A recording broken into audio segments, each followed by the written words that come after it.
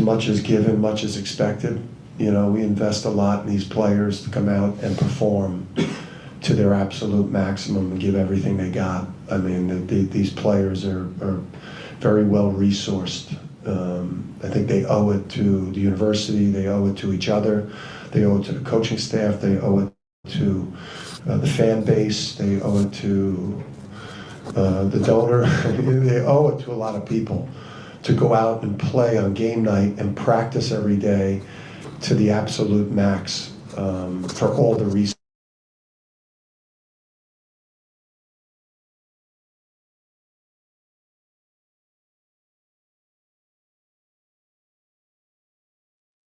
What's up, everybody? I was playing the clip. I apologize for the technical difficulties there. We're live. Yeah, a little. I wanted to play that clip. It got a little.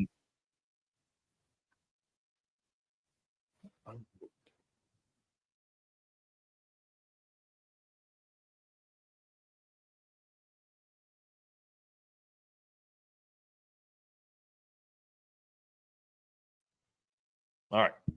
I don't know if this is. I feel like I'm getting a lot of feedback, and we're live. I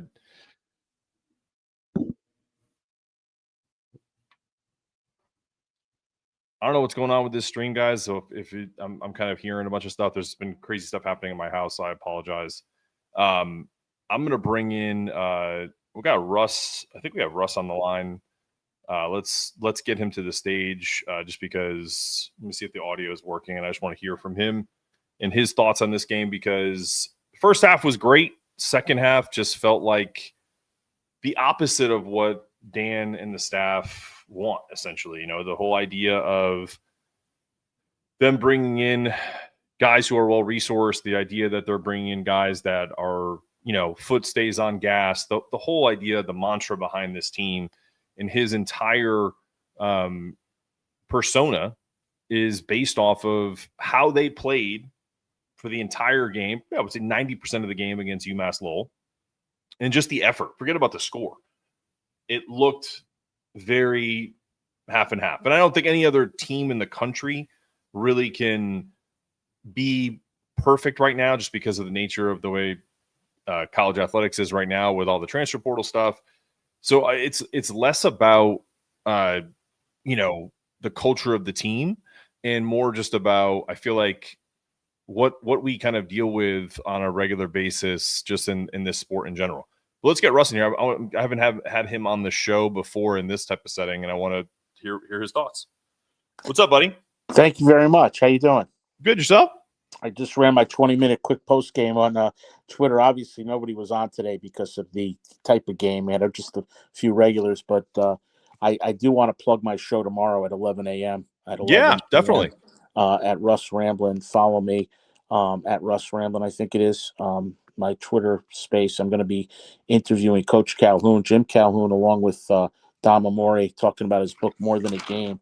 And that QR code I just put up, Russ, is if you're watching that, you're listening to this, go to the spaces tomorrow with Russ. If you click on that QR code, it'll take you to a link to buy the book. So we've been pushing that since they came on our show, and I have my copy literally sitting next to me. So, Mark, if you could be so kind tomorrow, it's to get on there and put it on the dashboard for me. I'm technologically challenged.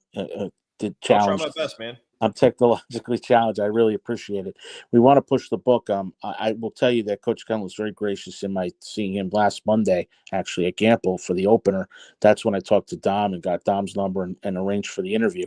The point being is that he is wonderful to do that at his age, to spend the time. But also, we're promoting his book, and he wants to sell the book, and he wants to be known for the legacy he built at UConn, not so much the X's and O's, but more the personalities, the relationships he built, and being able to help other people. I read the book from start to finish. It's a great book, a lot of good stuff in there, and I have some good questions for him based on some of the things I know. So it'll be a good interview. And the best thing about it, Mark, for those of you that will join us tomorrow, is around 11 at the end, towards the end of it, the last part of it, we're going to take questions from the audience. So to me, that's a good thing. And hopefully people will stay on and ask Coach Calhoun anything they want. He's got the gift of gab, and it should be a lot of fun. I'm looking forward to it a lot. Actually, I've been not nervous. I'm really not nervous because I think he'll put me at ease. And Dom is a really nice guy. I saw Dom Saturday going into the football game against Duke, which was one of the best games I've ever seen. I mean, and I've gone to games I'm 54, Mark, and I've gone to football games. I'm a Giant fan, which I'm happy with what happened today, by the way. But I'm a Giant fan, and I will tell you that was one of the best games ever. And Jim Moore is a great coach. But not to deviate from you want me to give you some thoughts of tonight is very simply put, the team played well the first half. They took care of business, and then they just waited for the clock to end in the second half. They just, you know what I mean? It's one of those games where don't put too much stock in the second half, put stock in the first half, that they took care of business in the first half, took the lead, never looked back. Columbia is a well-coached team, very well-coached team, just like New Haven was a very well-coached team. In fact, New Haven went on the road tonight and beat UMass Lowell on the road. They were 10-point As they under. should. That UMass Lowell team was very disjointed. So they beat him outright on the road. Big win for New Haven. Congrats on their first Division I win. They're now 1-3. They were talking about it, that the teams are like playing each other. It's like a round robin here with these teams: UMass Lowell, UConn, Columbia, New Haven.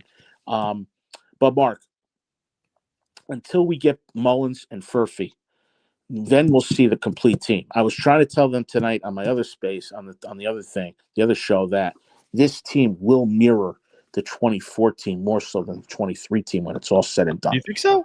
Yes, I do. Why do you say that? Okay, because I think Mullins is a special player. Mullins is better than McNeely as far as shooting goes, offense goes.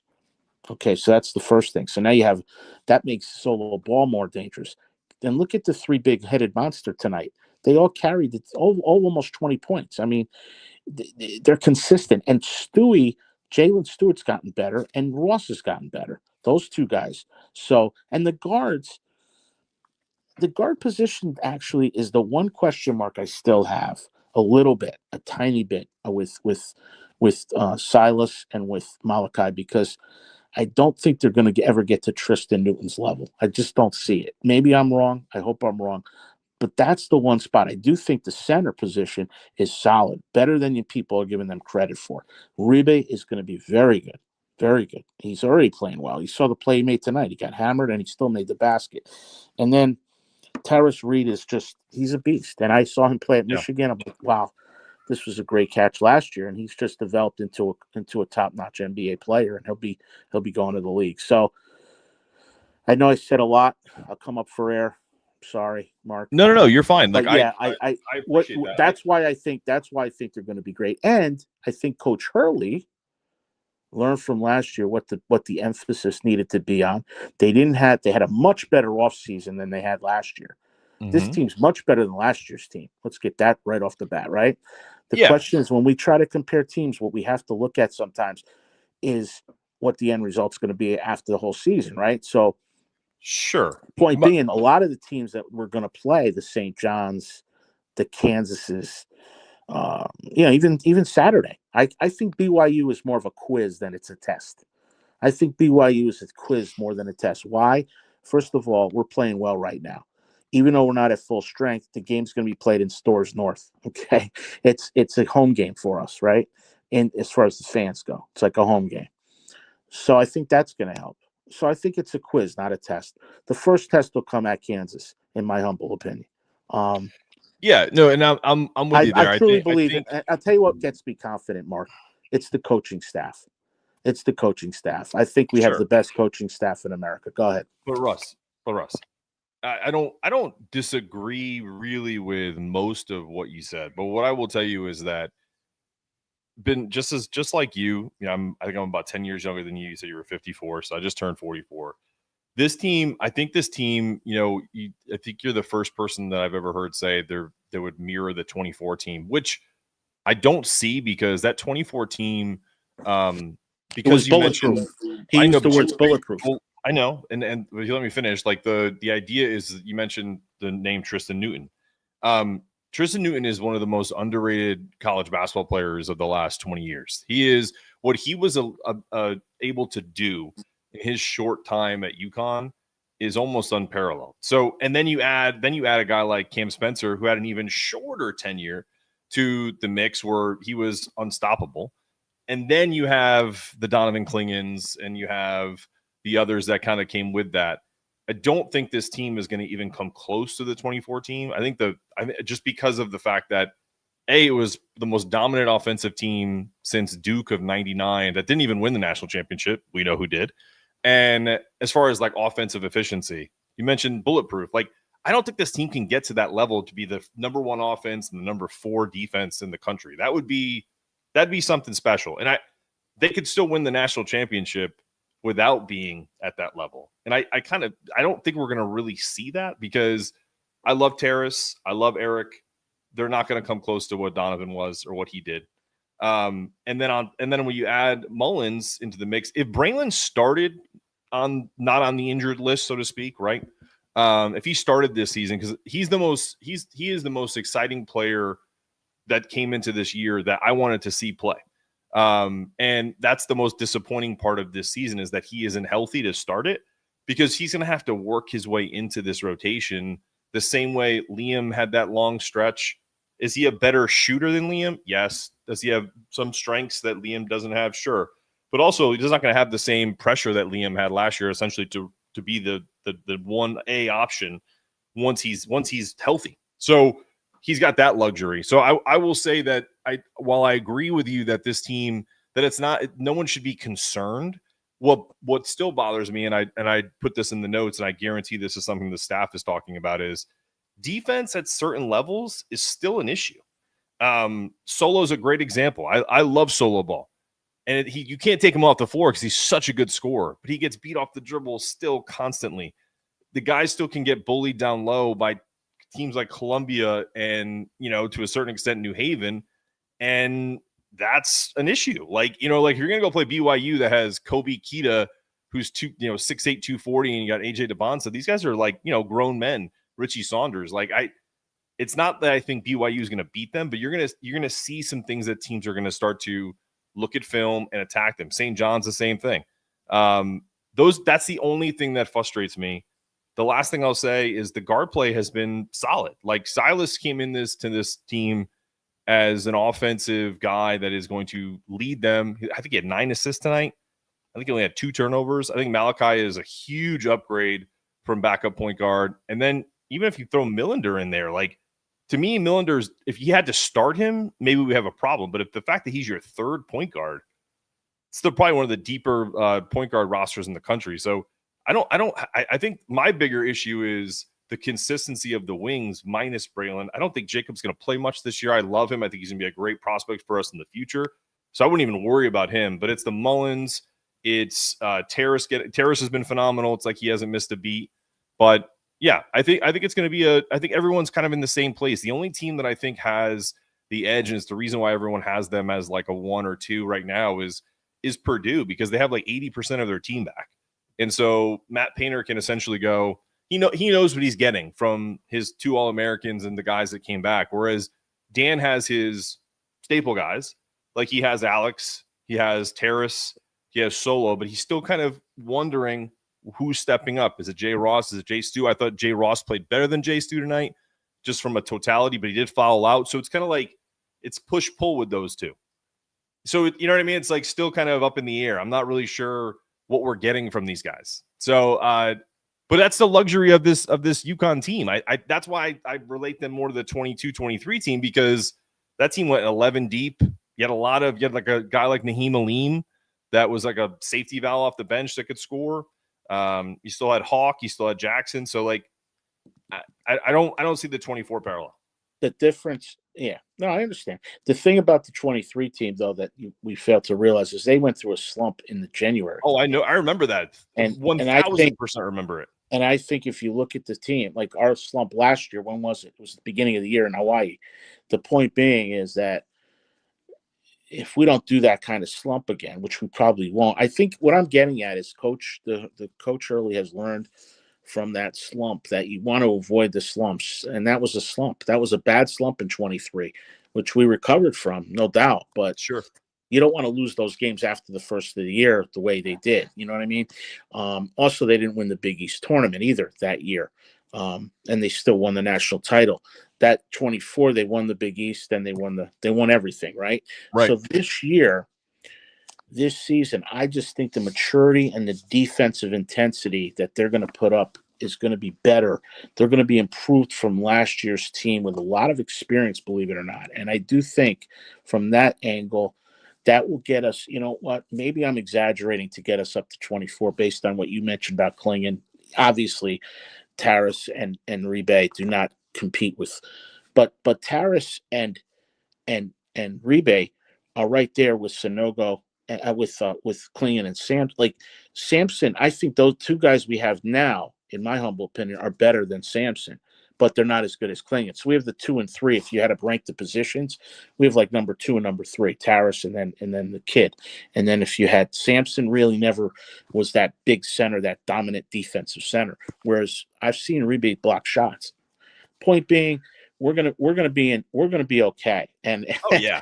we're gonna be okay, right? Yeah. We agree that we have a chance for the Final Four, definitely. Oh God, yeah. We have to stay healthy still, even though we have a lot of depth. We got to stay healthy because we drop off. Period. I don't care what anybody says. Does the fouling have any? Do you have any issues with or like do you worry about this team fouling too much? Because even though we do have depth, I look at this game as a great example. They didn't call a foul on UConn for the first 12 minutes of the first half. They didn't have UConn. I don't think was in the bonus. They didn't have what's his name? What's her name? Columbia wasn't in the bonus in the entire first half. So they played a really clean first half. Now, a part of that I just wonder, like, sometimes I joked around. It's like James Breeding kind of woke up in the second half and was like, oh, I'm doing a UConn game. Oh shit. I guess I should call a bunch of fouls. Part of that to me, and I do want to ask if I do get a chance to jump on the stream tomorrow at 11 to talk to Coach Calhoun, the one question I will ask him is, does a team's proclivity for fouls, does that give them a reputation with officials? Because if we all know, great example. You remember when Virginia had Tony Bennett? I know this isn't that long ago, but they played that pack line defense that everyone loved, and it was ugly offense, but beautiful defense. And they never get called for fouls. Same thing with a team like Houston, Purdue. Like, those teams get this reputation for we never foul. Now, we know they do. Like, you can see it. Like, Houston basically commits assault on a regular basis, and they just don't call fouls on them. So I'm curious about that kind of reputation. Is it more about Dan's relationship with the officials, or is it just that his teams do hack too much?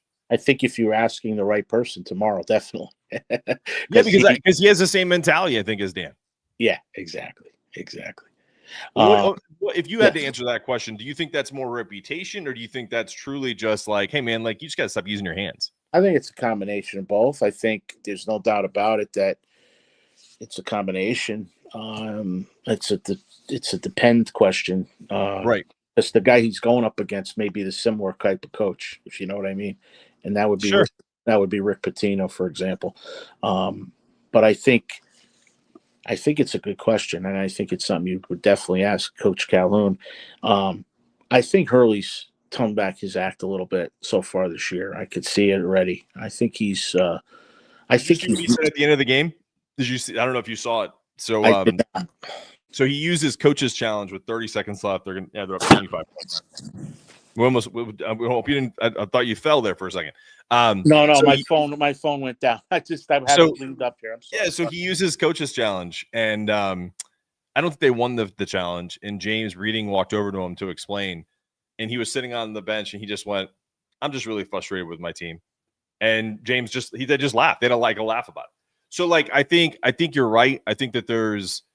I had Aaron Torres on the podcast earlier this afternoon for a BYU preview, and what he said was, he was just like, I think, as funny as it sounds, Dan has calmed down his act, a little bit, and we agreed. And I also used this example. It's kind of like when, even though you have this burning fire inside of you, he's picking and choosing the moments that he needs to kind of explode, like he did with the team when they were up 70-25 against UMass Lowell, and covered his mouth and did all that stuff because he could see the team kind of giving in.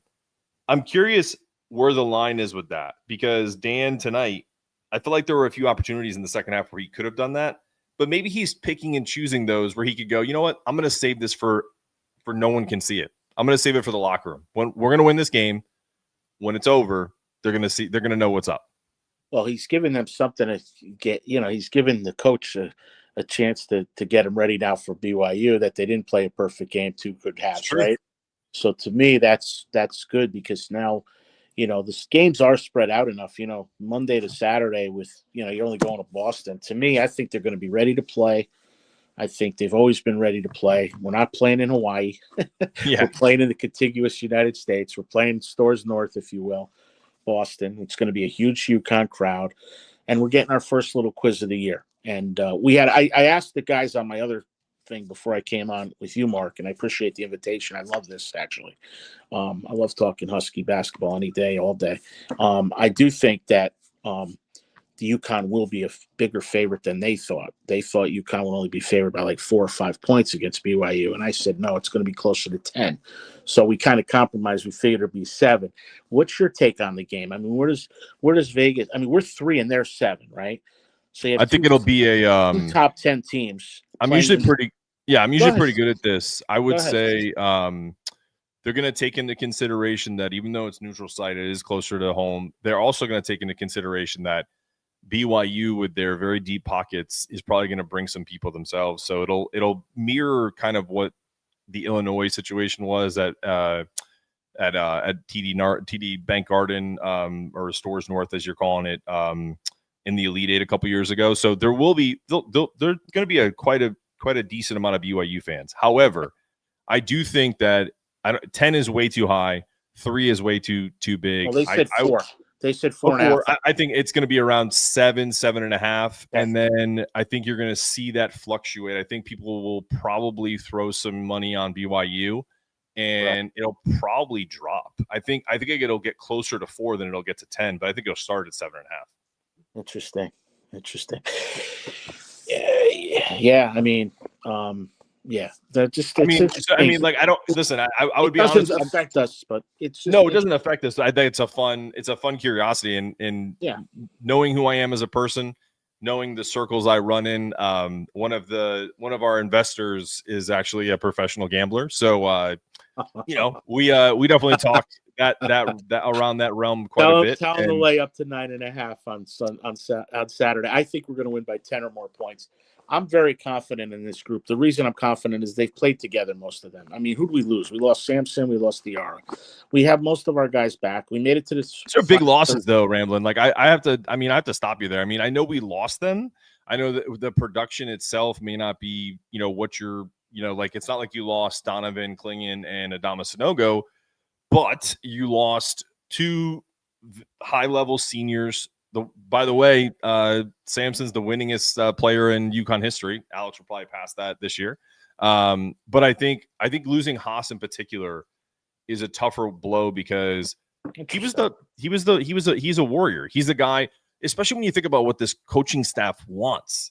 They don't listen. This coaching staff would be happy with 10 guys who lay it all on the line, who started as 3 stars and have worked their asses off and are like all seniors and really kind of demonstrated a level of competency that they could compete at a high level.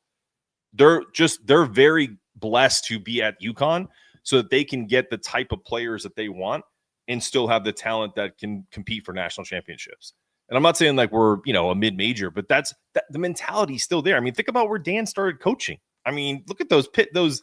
I read his book, like the idea that there was more pressure for him, and I agree with this, at a mid-major at a 1-bid school than being in the Final Four because you're done. Like if you don't make the tournament, that's your season. Like you're over. So I just think they all have that mentality between Kamani, between Dan, Jersey City, between Luke, and like all of their mentalities meld. Now you got Mike Nardi, a guy that was great with Villanova, and Jay Wright. So I just think that they have.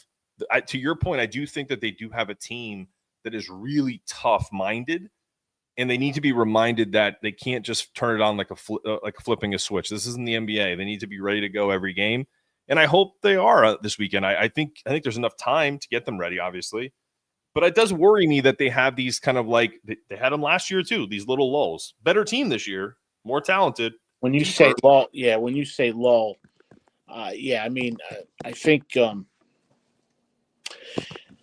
first game out of the box they didn't have Taras, so that was let's be fair about that game. True. But it was against a team going in their first Division I game, so it was a very weak opponent, if you will. But they still didn't have their full strength. I think as they get everybody back and healthy and their full strength, including Mullins, I keep going back to because I think Mullins might wind up being that X factor, that's consistent shooter that they really are looking for too. Not that Solo Ball hasn't looked great. I mean, he's looked fantastic, but I do think Mullins will be. Here's where Mullins will be better than he'll be better than McNeely. That would be my prediction I would make to you right now. After seeing him practice healthy, I would say Mullins is better than McNeely was last year. That Mullins will have a better year. Mullins is hurt at the beginning. McNeely got hurt during the year.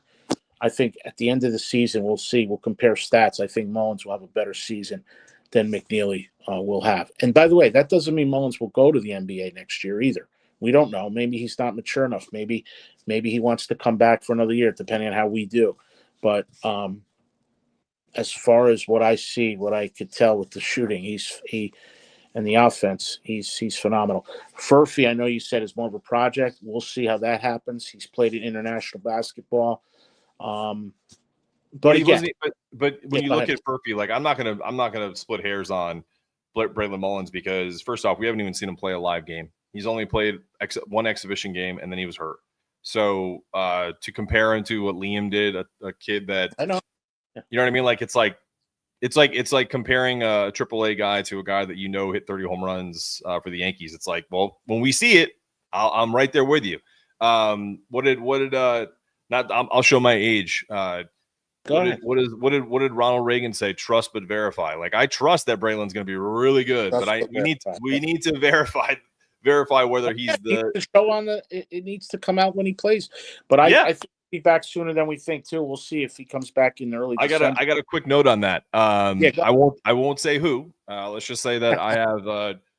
Let's just say I have a very close inside source that says we will see him faster than the 6 weeks. But I also cautioned that same person and said that may be true, but we are living in 2025 and how they are very. They tend to, and when I say they, I mean the people, not necessarily Dan and the staff, but the people that are around the support staff tend to baby the injuries further because they have to think about, well, it's not just for this season, it's for career.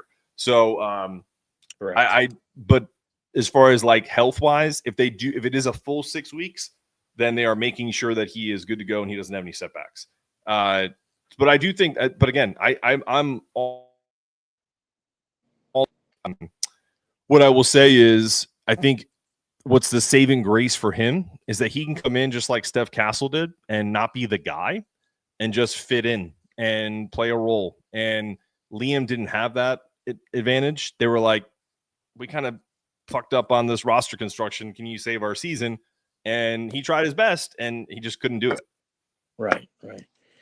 Yeah, and I'm not sure how he's doing in the NBA right now. Do you have a result of that?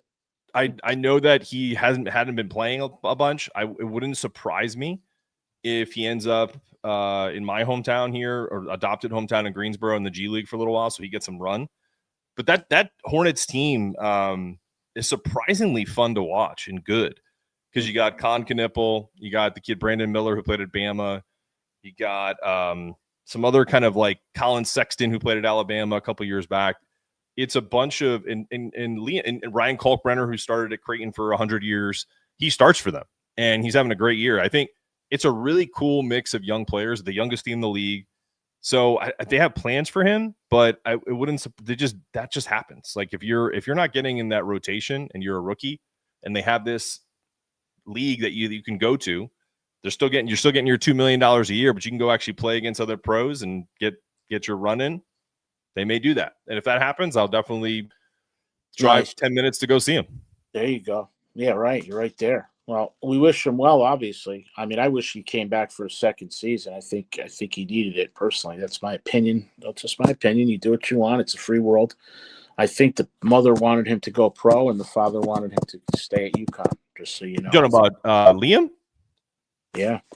I don't know if his dad's in the picture, bro. Like that's not even like a real thing. Like his mom is the Yeah, main she was the driver of one. it. Yeah, pushed him for But I mean, I also feel like too. It's like Liam himself. Like they're a very affluent family. I don't think it had anything to do with like they needed money or need to go to the like. No, that's no, just, no, no. I didn't say that. I just said I but think. I'm saying like, but I don't think it's really about. I think the prevailing theme is if you're a first round pick and they guarantee you that, you go. Yeah. Because it's guaranteed money. You get 4 years. There's a 5th year option, team option. It's the ones that you're kind of unsure on. Like if Alex went, he's probably a 2nd round pick. You know what I mean? Like those are the ones that. Yeah, I think so far the early returns on him are a great move coming back. Obviously for us at UConn, and he's gotten better and he seems to be stronger and better and put on some weight and he seems to be doing great this year. And Taris shooting it well. So, you know, when's the last time we had 3 preseason Big East selections first team? I don't know. I'm asking you. Do you have that? I don't know. I don't know the answer to that question. It's got to be. It's got to be a long time. It's got to be. But you know what? The funny thing is you can maybe Jim would know that when you talk to him tomorrow. But I don't even know if he ever had 3 preseason all Big East, and mostly because it's not about UConn. The league itself was stronger, so there were great players on every roster.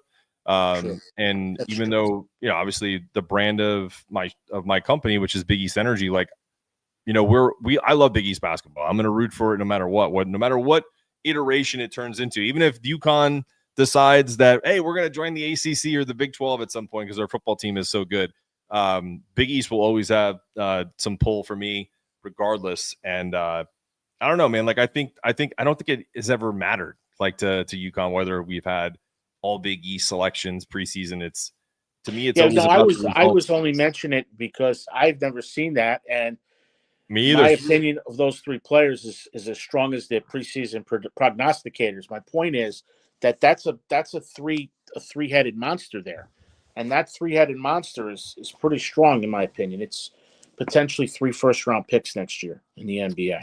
Talking about Taris, Alex, and Solo, correct? Yeah. I think Solo's got a lot of work to do if he wants to be a first-round pick. All right. Well, we're good. Because I'll tell you what, this is what makes talk television great. But if you I think his defense improved tremendously. He's a strong kid. Go ahead. No, I mean, like, listen, he's stronger than I think it's funny. Like, for a guy that strong, and a guy that long, he has a 6'10" wingspan, on a 6'4" body. Yep. It's one of the reasons why he's 1,000% going to get drafted early.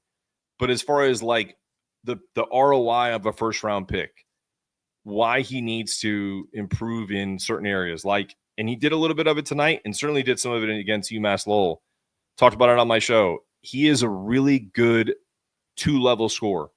He's not a great 3-level scorer, and he showed some of it today. The little teardrops around curls. Donnie Marshall said this. Sometimes I don't agree with anything Donnie Marshall says on a broadcast, but I found myself saying, you know what? I said this on my show. Just him hitting a mid-range jump shot once in a while.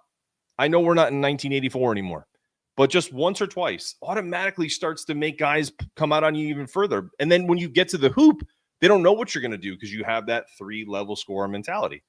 And then on defense, he just needs to move his feet more, man. As athletic as he is, like, he can't get beat off the dribble by a guy from Columbia that's going to be, doing my, tax return next year because he's so good with money. Like, those guys in Columbia aren't going to be NBA players. There's 2 guys on that team that had good talent. Outside of that, those dudes are the financial wizards of the world, or they're going to, create apps and do all kinds of fun stuff that are above my pay grade. But you can't. But if you let those guys score on you, what is Florida going to do to you? What is BYU going to do to you? Those are habits. That's not just something like, oh, I'll just play defense today. Defense is an everyday thing. Yeah, that's my opinion. Well, like shoot. Like what's the term? Defense travels. That's defense true. travels. Shoot. You can have a shooting slump any day, but your defense, that's got to be your. So your out calling. of curiosity, and I don't know if I could check while I'm on with you. It'll throw off my phone or not. No, go ahead. I don't want to check anything, but I'm curious what BYU's average points are or Ken Palm ratings are going right now. If they're, I'll look I it know up right now. they've probably only played a couple games, so Yeah, they're in the same these boat are as like we are. very small samples. It's like These are small samples, but the one thing very I will tell you about BYU is, and this is the reason why I had Aaron Torres on, because he's actually been out there. He's been to practice. He's had conversations with their coach. He's interviewed AJ DeBonsa. He basically said the two guys that UConn really can be concerned about is Robert Wright, who played at Baylor, and who was on Liam and Cooper Flagg's team at Montverde. Oh boy. And he's a shorter guard, but he's very good scorer. And then AJ, and what he's going to potentially do to them from a foul perspective. Because if you put Jay Stu on him or Jay Ross, you might as well give up 9 fouls, because that's essentially what they're looking at. And then if you try to put Terrace on him, what happens then? Because this team, BYU, is a really good scoring team. They have good athletes. Richie Saunders was the man last year. He's now their third player. So they're a good team. Right. I don't know. They're 15, 16 in Ken Palm. Right now, offensively, they're 10th. Defensively, they're in the top 50. They're 40th. So, yeah, defensively, that's good. That's not great. That's not elite. No team has ever won a national championship outside the top 30 in defensive efficiency in Ken Palm. So, just use that as a high watermark. But it is early. I just think it's one of those games because it's neutral. You got to go with who has more of the, not necessarily star power, but it's kind of like one of those decisions. If you're a coaching staff, do you let AJ DeBonsa kind of do his thing and then you shut down everybody else, or you that's something that Dan has done in the past? Let him kind of be a one-man show, be a volume shooter. That could be the deal. But we'll see. I think it's gonna be a really good. You said quiz. I do think it's gonna be a test because athleticism wise, you're playing guys here, and now you're playing guys off the charts. So historically though, BYU, I mean, when's the last time they made a run in a tournament or something? Dude, I'm they were talking a about Sweet 16 team last year. Talking about now, like this team now is good. Like, and they have the number 4 pick in the draft, somewhere in that range. In the recruit. Yeah. No, I'm talking about right now. Like AJ DeBonsa is, if the NBA draft was today, he'd be either the first or second pick in the draft. Wow. Okay. Yeah. So and Rob Wright is a Flag. top 30. He's not Cooper Flag, but he's more like a what's a good comp for him? I would say he's definitely more of the ilk of like a Kevin Durant. Okay. Wow. 6'9", can pull from anywhere. It's going to be a challenge then to guard him. Oh my God! Obviously, it's not going to take every shot. And damn, he might. Who's our defensive stopper? Like, who's our? You're gonna put Jay Stu on him at first. Yeah. I don't know if that's going to do anything to him, but it's like I said, that's the test. It's not. This isn't about BYU stuff. I mean, I hope I'm right. I mean, I think I'm still going to be confident, but I mean, no, I think you have every. They right might to be get confident. a wake up call. You never know. I mean, the wake up call meaning they might not be ready, but I think they are. I think they're going to be ready. I just giving you a heads up that this BYU team is a hell of a lot more athletic than traditional BYU teams that are, a bunch of really good Mormon guys that are, Jimmer Fredette's. This is not the Jimmer Fredette days anymore. This is the new age that BYU's been planning NIL and collectives, and they've got a lot. They're ready. They've got a St. John's Mike Rispoli type out there that is absolutely right? Funneling them with a ton of money. So they paid the top 3. AJ, Rob, and Richie, and then strategically placed like they have their version of. This is a bigger test than you. It's 1,000% a bigger test. You told me that this is a bigger test. This is a bigger quiz than a surprise quiz. It's more of a. I would say it's more of a. It's more of a midterm. It's a first semester, like the first big test of the year. It's not gonna change your grade. You're not gonna like fail school. I still think we're gonna be favored, but I think based on what our conversation goes now, I would have to retract and say it'll probably be 5 points, but UConn by 5 points that at most, based on the way you're rating the other team. the offensive players on the other team. So it'll be a challenge to stop them. It'll see if our defense has really gotten better from last season to this season. That'll be an interesting number to watch. I think we got to hold them under 60, 65, and we got to score in the 70s. I think we don't want to play this game in the 80s and 90s. We want to be in the 60s and 70s. But it's definitely going to be a bigger game than I was giving it credit to. All right, Russ. I think I'm going to end the stream just because we got. Okay. I'm gonna, we got 40 minutes in, and I want to head down and make sure my wife is not burned down the house with the children running around, and we're ready to rock. So, I appreciate you jumping on. We had quite a few people on the stream. Not as much interaction in the chat, but still, I mean, got over 200 people paying attention. So really, good one. That's awesome. Yeah, well, man. I hope they come on tomorrow at 11 a.m. on Spaces at Ramblin' Russ. I just go on, look at Mark's follows, and you'll see the thing on Mark's on your thing where to get to the link to listen to the interview, because Coach Calhoun deserves our attention because he's a legend. So absolutely. And again, there'll be a Q&A after. We'll take as many questions as we can for as long as we can, as long as Coach Calhoun wants to go for. So thank you again for having me. Let's go Huskies, and appreciate the time spent, Mark, as always. Thank you. All right, Russ, take it easy, buddy. That's Ramblin' Russ. We're going to end the stream. I'm just going to answer a couple questions here in the chat. Was it this one right here? It's November 28th at the Garden. That's gonna be close, man. I don't know if he'll be ready for that. I don't know if Braylon will be, but we'll see. It's possible. We hope. I really want to see him play, and I would be pretty cool if that was his first game back in the Garden. So we'll see on that. Wes, yeah, I mean, I think we're ready. Like that. Don't get it wrong. Russ is 1,000% right. Like this team is definitely ready to rock. They have the whole week to prepare for it. I think maybe they were looking ahead tonight. We didn't really talk about that on the stream. That could be part of it. And hopefully Dan is hammering that home that you can't look ahead.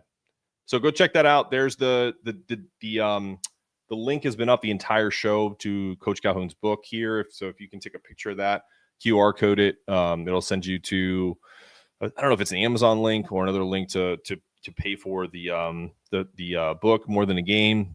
Go check out Ramblin' Russ's Spaces tomorrow. I'll shoot out the link tomorrow morning, but I believe it's also on Big East Energy's Twitter that we put it out there that he's gonna be on. I don't know. We'll probably pin that tweet so people can see it. And then last one, yeah, Jennifer. I think Jen and Steve. Yeah, I think it would be nice, but hey, life's not fair. We gotta go into it and attack the best way we can. So go Huskies. Solid win. I think if you're a coach, you're not satisfied tonight, but if you're a fan, like all of us are, just enjoy the win. 3-0. We're on to BYU. I wish I was going. If you're going to Boston, make sure if you see Big Larry, tell him I said what's up. Or anybody else, really appreciate you guys.